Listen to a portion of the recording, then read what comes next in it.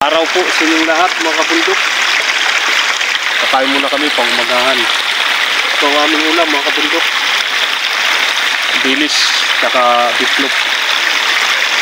Ngayong araw mga kabundok ay muna kami, magkukupra dahil wala kaming pabudget ngayong araw. Tigil muna kami sa pagtatanim. Sa gawin namin ngayon mga kabundok ay magkukupra muna. Tara mga kabundok, kain muna kami bago magtrabaho.